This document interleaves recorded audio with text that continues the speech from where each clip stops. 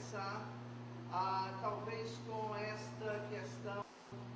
Nós vamos dar continuidade à palestra da parte da manhã, mas gostaria de começar com uma introdução, procurando responder a pergunta: para que serve afinal teologia?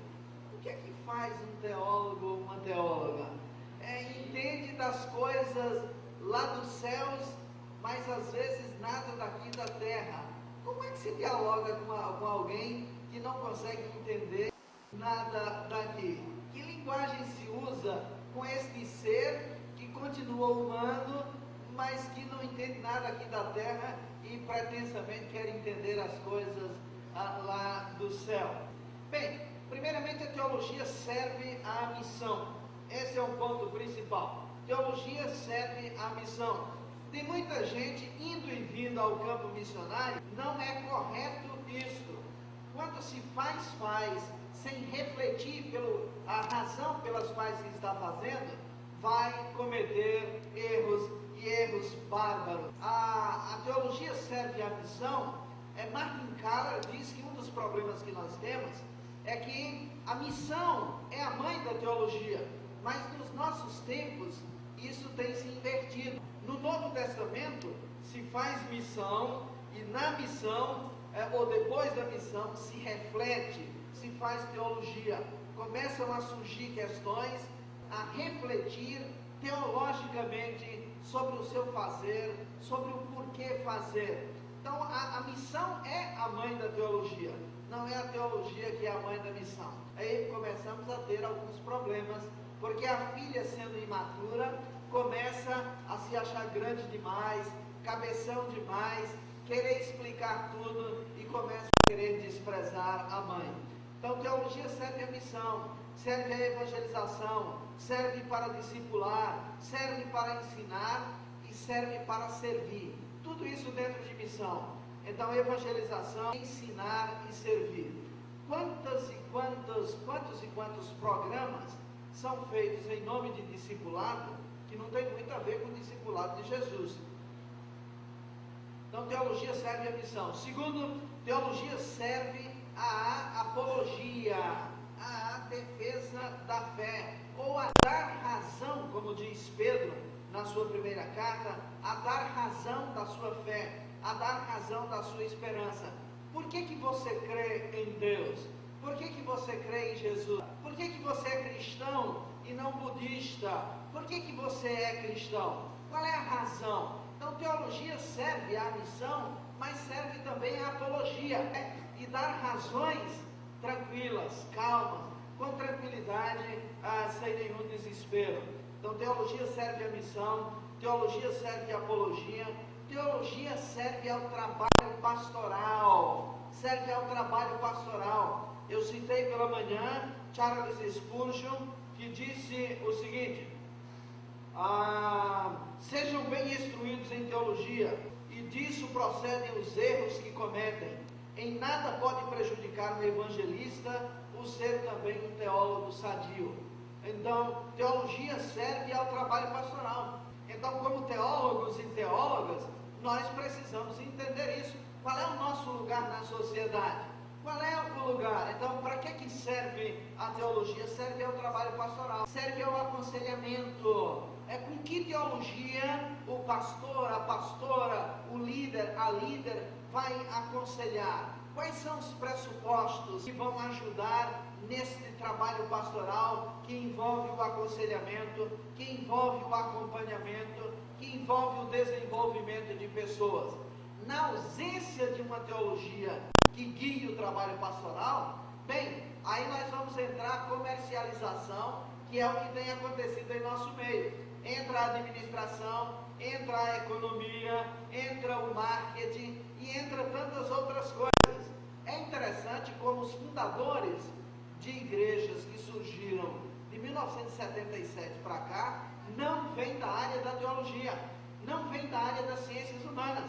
Eles vêm da área de marketing, de vendas, vêm da área da administração e acabam transformando a igreja em um grande mercado de comércio.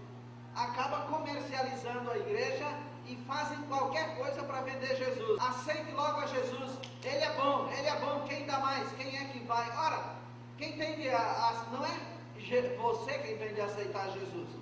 Na verdade é Jesus quem tem de aceitar você. Você está invertendo as coisas. Parece que está fazendo um favor a Jesus. Oh, meu irmão, aceite a Jesus. Olha, você não quer não, estamos vendendo um produto, ele é bom, ó. Ele ajuda, ele cura. Esse é mil e uma utilidades. Ele serve até para levar para o céu. É mil e uma utilidades. Já ouviram essa propaganda da Bombril, né?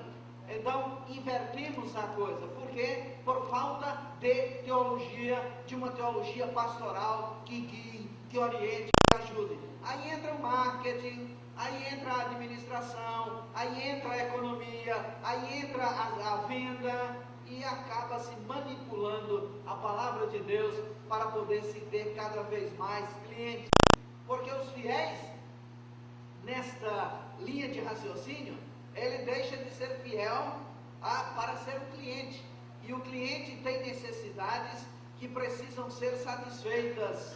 E aí entram as pessoas de marketing, que é para poder verificar quais são as necessidades dos clientes para poder servi-los.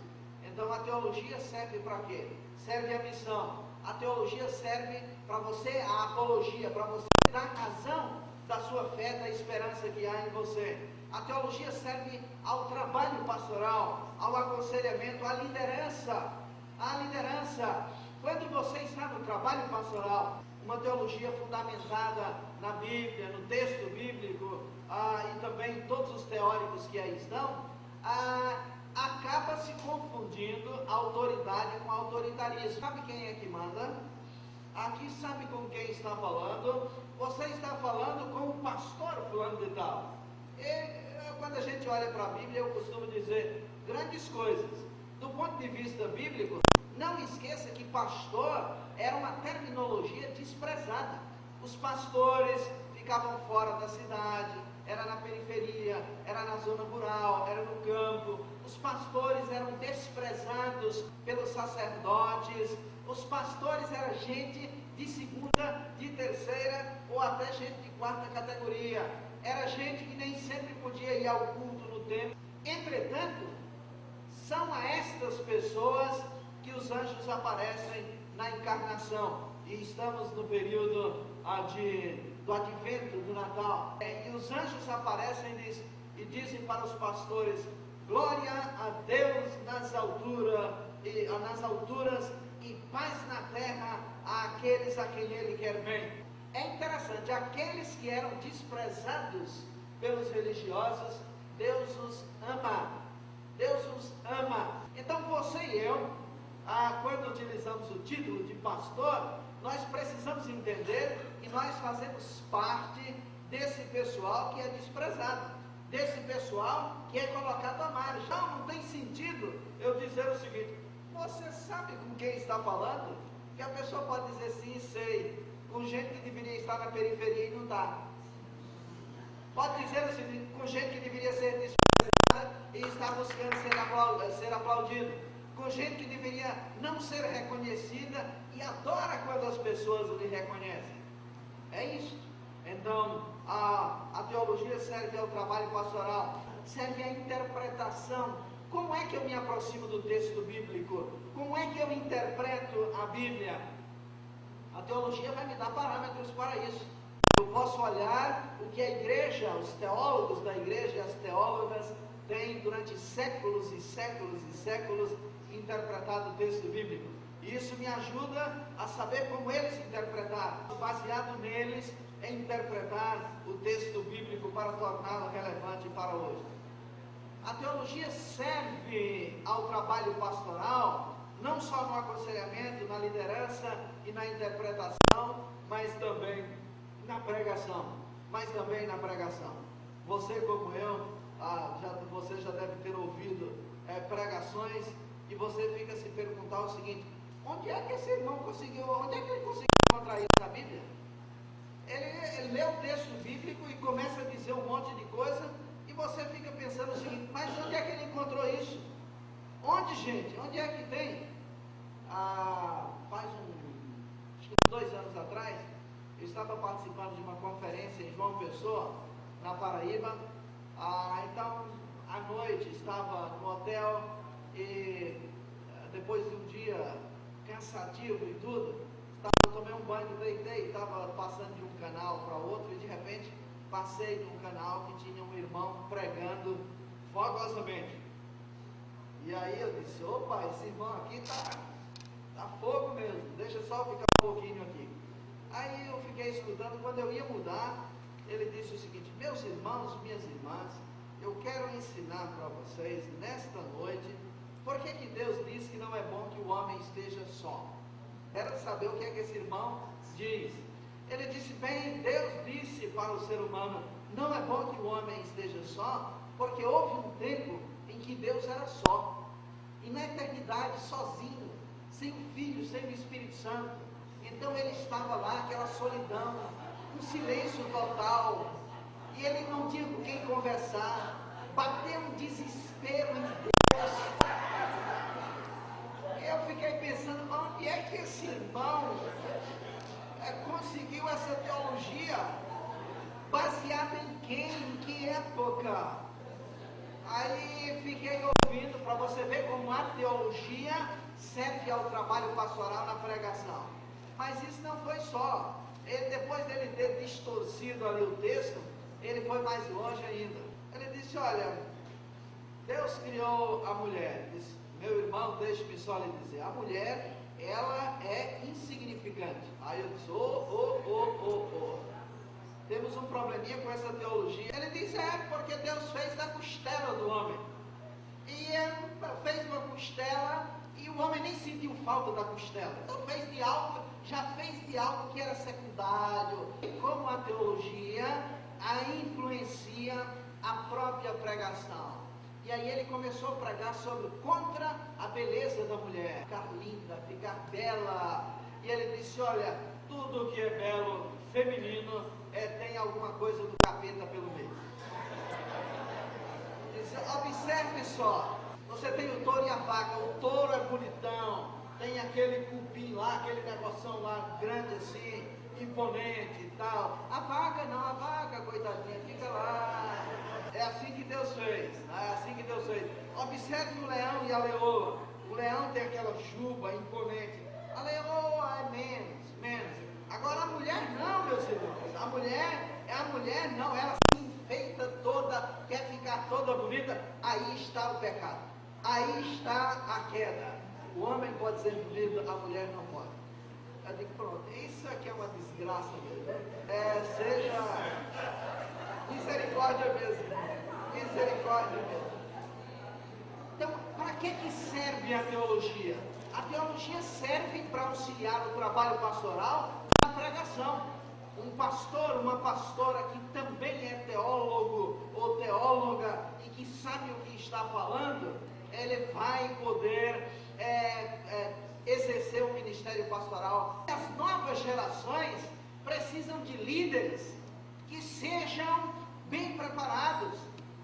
A nova geração precisa que você se desenvolva, que você se debruce sobre os líderes, sobre os livros, para aprender cada vez mais, para servir a essa geração. Ora, é necessário. Você acha que os jovenzinhos que estão estudando física, que nascem na era da computação, na era da internet, da televisão pelo celular, você acha que eles têm paciência para ouvir besteiras e abobrinhas em nome de Deus? Não. Eles escutam e saem. Não ficam. Deixe-me só dizer, eu tenho, pode não parecer, mas tenho 2 netos. Geralmente no período do Natal, um mora em Recife, o outro mora em Belo Horizonte. Então, o que mora em Recife, como eu moro, eu sento e faço e converso e conto a historinha de Natal. E aí eu estava com o Rafael contando, ele tinha 5 anos. E aí observe só como os futuros doutores são colocados em xeque por uma criança de 5 anos. Ele disse, um dia ele virou para mim e disse assim, vô, por que é que todo ano Jesus fica pequenininho de novo? Porque eu já ouvi essa história antes. Por que todo ano Jesus fica pequenininho de novo? Aí eu olhei para ele e disse assim, cara, você só faz pergunta difícil. Aí ele olhou para mim e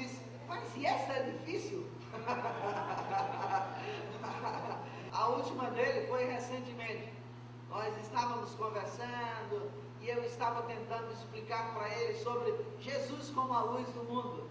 Eu disse, olha, não há, no meio dessas explicações, usando a Bíblia, teologia e tentando trazer um pouco de ciência, eu disse o seguinte, olha, a velocidade da luz, 360 mil quilômetros por segundo.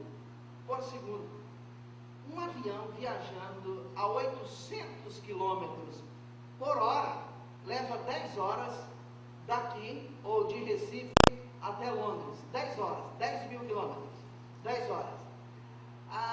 Agora, é muito rápido.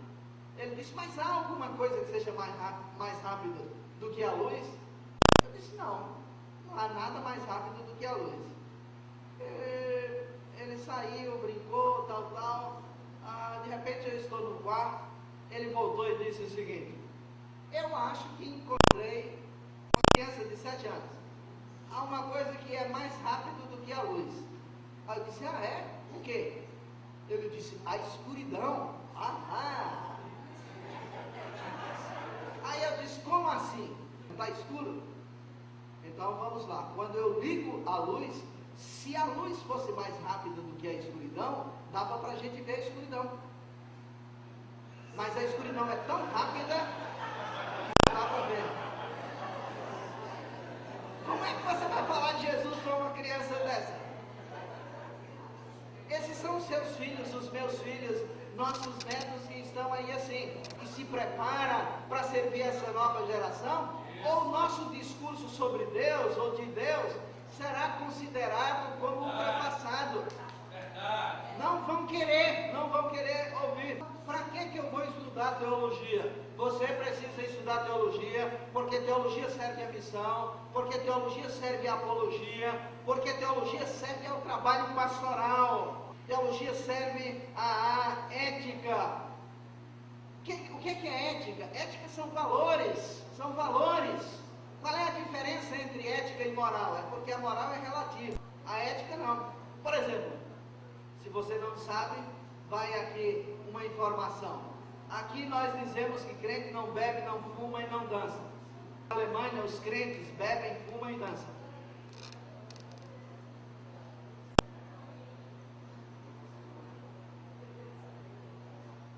Mas o nosso cachorrinho também, que temos em casa, não bebe, não fuma e não dança. No entanto, ninguém aceita ele como membro da igreja.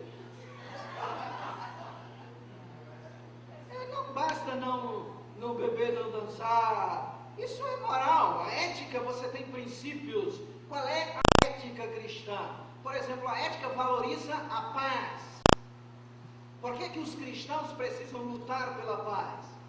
Por causa disso. Mais tarde, na terceira parte, eu vou desenvolver essa questão. Então, a ética está baseada em princípios, em valores. A ética defende a vida, não importa, a vida humana, valoriza. A ética tem o princípio da valorização da mulher. A mulher não é como queria aquele irmão, ela não é nem inferior e nem superior, ela é simplesmente o que ela é. Ela é o que ela é. Gênesis capítulo 1 e Gênesis capítulo 2, do ponto de vista teológico, você tinha duas escolas judaicas de teologia, a escola javista e a escola eloísta. Devem se lembrar das aulas de hebraico no primeiro capítulo de Gênesis, que é todo estudante de hebraico sabe isso. Bereshit bara Elohim, isto é, no princípio criou Deus os céus e a terra. Aqui termina meu hebraico. A tradição eloísta, é a tradição eloísta. Na tradição eloísta, no versículo 26, diz que Deus criou o homem e mulher os criou, macho e fêmea, e os chamou, e os abençoou, e deu a mesma ordem, o mesmo mandamento. Porque na teologia judaica da linha eloísta, homem e mulher eram iguais. Homem e mulher, Deus criou no mesmo momento, na mesma hora, recebeu a mesma bênção, a mesma ordem e o mesmo destino. Na tradição javista, que era uma tradição considerada mais conservadora, mais machista, mais patriarcal e, portanto, a que mais nós evangélicos gostamos para poder oprimir as mulheres, né? Para poder oprimir as mulheres. Aí a mulher é criada em segundo lugar. Aí a mulher é criada em segundo lugar. Mas o princípio é o princípio da valorização da vida humana, seja ela homem ou mulher. Estão todos na mesma estatura, todos na mesma altura. Fora dele você pode ser o que você quiser, mas nele há igualdade entre homens e mulheres. Então, para que é que serve a teologia? Serve a ética, para que nós redescubramos os valores cristãos fundamentais e defendamos esses valores em todo e qualquer espaço, em todo e qualquer espaço, nos diversos espaços. A teologia serve também, e termino este ponto aqui, e vou fazer uma ponte com esse último ponto, serve como ferramenta para transformar a nossa mente na mente de Cristo. Vou repetir, a teologia serve como ferramenta para transformar a nossa mente na mente de Cristo. Porque se lembram que nós vimos lá diversos tipos de mente ou de mentalidade, a mentalidade pré-moderna, a mentalidade moderna, a mentalidade pós-moderna, a mentalidade consumista, a mentalidade hedonista, e aí você tinha toda a mentalidade xiita, a mentalidade búdica, mas aquele tipo de mentalidade, ou aqueles tipos, não fazem parte da mente cristã. Qual é a mente de Cristo? Porque Paulo diz, mas nós temos a mente de Cristo. Então é isso que eu quero conversar com vocês agora. O que é essa mente de Cristo? Eu comecei dizendo que Paulo não faz as suas definições. Então, se Paulo não define, alguém vai ter de definir. E nesta tarde, sou eu que vou fazer a definição. Que ele me perdoe. Se não for, quando a gente chegar lá, a gente conversa. Mas eu vou ter de fazer. Não definiu, alguém terá de fazer algumas definições, olhando para o texto, para a Bíblia como um todo e tentando. Primeira coisa que eu diria, primeira definição, eu diria que a mente de Cristo é uma mente madura. Paulo diz o que? Olha, quando eu era criança, eu pensava como criança e, portanto, falava como criança. Agora que sou adulto, penso como adulto. Há muitas pessoas na igreja, na verdade, nós temos de dizer que em torno de 70% da igreja é uma igreja imatura. Está muitas vezes há décadas na igreja, a pessoa se converte, está 1 ano, 2 anos, 5 anos, 10 anos, 15 anos na igreja e é imatura, não consegue amadurecer. Por que não consegue amadurecer? Em parte por causa do evangelho que nós pregamos. Em parte por causa do evangelho que nós pregamos. Esse evangelho é com açúcar. Do aceite Jesus, senão ele vai ficar do lado de fora, morrendo de calor ou morrendo de frio. E aí citamos Apocalipse capítulo 3.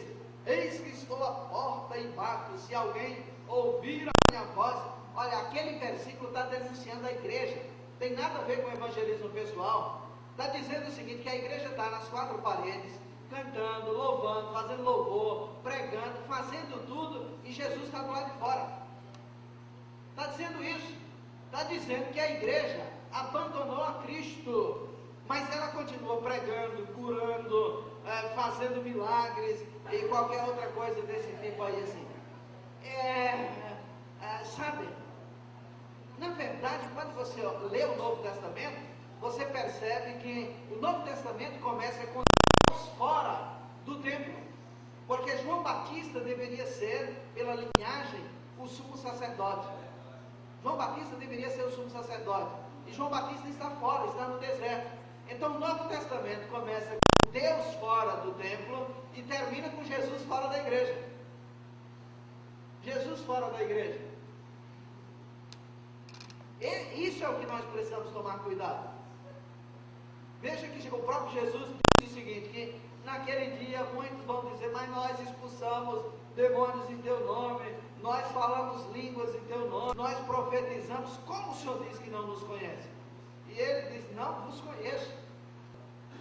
Então o Novo Testamento começa com Jesus, com Deus fora do templo, e termina com Jesus fora da igreja. precisamos verificar se Jesus continua na igreja, vamos falar de nós mesmos, evangélica brasileira. Um irmão me dizia hoje de manhã, no intervalo, conversando comigo, fez um comentário. Ele disse: olha, o cristianismo precisa ser refeito, precisa ser renovado, porque do jeito que está o negócio vai de mal a pior. Ele tem razão, ele tem razão. Então a mente de Cristo é uma mente madura, e significa que não é uma mente que não anda se escandalizando em qualquer coisa. É uma mente madura, experimentada. Quando eu era criança, pensava como criança. Agora que sou adulto, penso como adulto. Adulto em Cristo. Não é independente de Cristo, mas é adulto em Cristo. Então, a mente de Cristo é uma mente madura. Segundo, a mente de Cristo é uma mente acolhedora. É uma mente que acolhe, é um tipo de mentalidade que acolhe, não discrimina. Por exemplo, Jesus acolhe Nicodemos. Nicodemos o procura de madrugada, um intelectual, um teólogo judaico, e tem um papo com Jesus, uma boa conversa teológica sobre coisas espirituais. Mente imatura, tudo ao pé da letra. Mas o senhor está dizendo que eu tenho que nascer de novo? Será que eu tenho que voltar e entrar na barriga da minha mãe? Jesus disse: Nicodemos, deixe de ser literalista, rapaz. Há outras coisas mais profundas. Você tem que entender um pouco mais. Então veja, acolhe Nicodemos, um intelectual, mas acolhe Zaqueu, que era um corrupto, um ladrão. Acolhe, diz: venha como está, não para você permanecer como está, mas para você ser transformado. E trabalha com esse corrupto. Acolhe um cego, um esmolé, alguém em Jericó que pede esmola. Então veja, essa mente de Jesus acolhedora é uma mente madura, acolhedora, acolhe o intelectual e não despreza o miserável, não despreza o esmolé. Se era cego, provavelmente era analfabeto. Eu prefiro essas pessoas que a gente diz A e eles já entendem Z. A vida não é assim. Talvez você esteja na sua igreja dizendo: olha, se eu estivesse na igreja do irmão, lá sim, o irmão diz A e o pessoal no mínimo entende D. Agora eu estou aqui nessa igreja, aí eu digo A e o pessoal diz assim: aí não dá para fazer um trabalho bom aqui. Olha, se Jesus fosse pensar assim, ele não teria acolhido nem os apóstolos, porque eram pescadores, eram semi-analfabetos ou talvez analfabetos, era gente incoerente. O único cabra inteligente, um raciocínio lógico, entendia de administração, de economia, e tudo, era Judas. Este era o cara mais inteligente que tinha. Deu no que deu. Foi o único que não permaneceu. Então Jesus, a mentalidade de Cristo, a mentalidade cristã é uma mentalidade acolhedora. Por exemplo, ele acolheu uma mulher adúltera, que a lei dizia que deveria ser apedrejada. Eu fico a imaginar se nós estivéssemos aqui e de repente entrasse alguém, um irmão querido, conhecido por todos, carregando a sua mulher pelos cabelos, e aí um irmão se levanta e a esposa diz assim: não, se o irmão Manuel está trazendo sua esposa arrastada pelos cabelos, é porque alguma coisa boa ela não fez. Jesus não agiu desse jeito. A mentalidade acolhedora, ele disse: olha, vocês que estão acusando essas mulheres, essa mulher, alguém de vocês nunca pecou? Sejam honestos com vocês mesmos. Deixem de ser hipócritas. Tirem as máscaras. E aí cada um deixa cair e vai lá. E ele acolhe aquela mulher e diz: filha, ninguém te condenou? Ela disse: não. Ele disse: nem eu também te condeno. O Jesus condenador não é o Jesus que a Bíblia diz. Não é o Jesus que a Bíblia mostra. O Jesus que a Bíblia mostra é esse Jesus acolhedor. Levante, erga a cabeça e não peques mais. Levante-se e não peques mais. Então veja, a mentalidade de Cristo é uma mentalidade madura, é uma mentalidade acolhedora. Tem em você essas duas características. É uma mentalidade acolhedora, é uma mentalidade, vou usar a palavra no grego, kenótica, que se esvazia. Eu não estou usando esvaziar aqui no sentido de ficar com a cabeça, a mente vazia. Lembram-se de, no passado pelo menos se dizia que mente vazia é a oficina do diabo. A mentalidade kenótica, a mentalidade de Cristo ou cristã, deve ser uma mentalidade kenótica, deve nos fazer ir para os piores lugares. A mentalidade cristã deve ser uma mentalidade compassiva, que tem compaixão. Há diversas interpretações para a palavra compaixão. Uma delas é uma mentalidade que faz com paixão, que tudo que faz na vida faz com paixão, não é só de forma apaixonada, põe a mente, põe o coração, põe as energias, se gasta e se desgasta em benefício dos outros. Deve ser uma mentalidade de serviço, não uma mentalidade de ser servido, mas uma mentalidade de serviço, porque as pessoas podem servir sem estar nas estruturas denominacionais, nas estruturas de poder, onde se usa o poder para manipular, para poder pisar nos outros. Isso pode ser tudo, mas isso não é mentalidade cristã. Então, a mentalidade cristã é uma mentalidade de serviço. A mentalidade cristã deve ser uma mentalidade integral, não dualista. Jesus, quando você olha para Jesus nos evangelhos, não há, Jesus diz, olha gente, agora isso é espiritual. Aí depois ele diz, agora eu vou multiplicar os pães, isso é material, isso não é espiritual. Jesus não tem essa mentalidade dualista. A mentalidade dele é uma mentalidade integral, ou em outras palavras, uma mentalidade holística. O ser humano não é só alma. Nós temos uma preocupação com a alma. Meu irmão, Jesus está preocupado com a sua alma. Jesus quer a sua alma. Jesus quer você, que inclui a sua alma. Mas não é a sua alma, não. Enquanto ser humano como um todo, corpo, alma, espírito. A parte espiritual, a parte intelectual, a parte emocional, a parte física, olhar como um todo. A parte emocional, ou a dimensão emocional, impacta o físico e impacta o espiritual.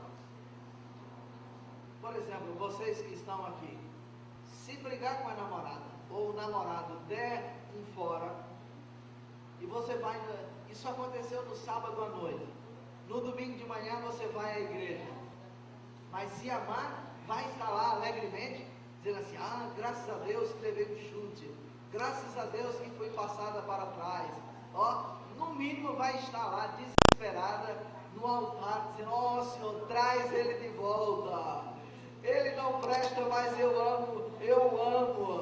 Lembram-se daquela música que tinha, acho que de um programa, não sei se foi de uma novela, de quem foi popularizada?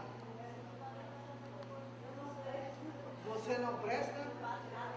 Você não vale nada, mas eu gosto de você. Senhor, né? Ele não vale nada, mas eu gosto tanto dele. Traz ele de volta.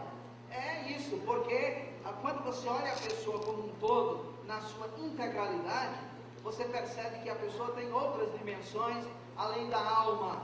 Na verdade, o que se tem dito, em termos populares, é o seguinte: e quando estamos falando de alma, nós estamos falando de algumas coisas. Primeiro, a alma é o centro da racionalidade, o centro da razão. Segundo, a alma é o centro da vontade, da volatilidade. E a alma é o centro das emoções, da emocionalidade. E aí o que é que acontece? Por que às vezes as pessoas se convertem, mas têm uma vontade fraca dentro da igreja? Porque ela foi desenvolvida a sua parte, não há outro caminho, Jesus é o caminho, tá? Tudo bem, isso é uma questão racional, mas emocionalmente é imatura, então a alma é o centro da razão, é o centro das emoções e é o centro da vontade, desta vontade forte. Então você tem a alma, você tem o corpo, a parte física, que precisa ser cuidado. O corpo é tão importante que a Bíblia não fala em ressurreição da alma, mas fala em ressurreição do corpo. Se este corpo não tivesse importância, Deus não iria pensar na ressurreição do corpo. O corpo vale tanto que Jesus, que Deus nos últimos tempos ressuscitará o corpo. Então já estamos indo para encerrar esta parte. A mentalidade cristã, então, é uma mentalidade madura, é uma mentalidade acolhedora, é uma mentalidade quenótica, que leva as pessoas a esvaziar-se, é uma mentalidade cheia de compaixão, é uma mentalidade de serviço, é uma mentalidade integral, tenta ver o todo e não só uma parte, é uma mentalidade que eu diria não dualista, vê o inteiro, o holístico como um todo. Que Deus nos ajude e que nós possamos ter esta mente de Cristo. Então Paulo diz o seguinte: quem tem a mente de Cristo? Será que você pode dizer o seguinte: eu tenho esta mentalidade de Cristo, acolhedora, madura, quenótica? Será que você pode dizer isso? Será que você pode pedir ajuda a Ele e trabalhar e esforçar-se para ter esta mentalidade cristã? Parece-me que se nós fizermos isso, nós estaremos nos tornando verdadeiramente cristãos. Se não, eu não sei se há muito futuro para o cristianismo. Que Deus nos abençoe, nos ajude e nos guarde.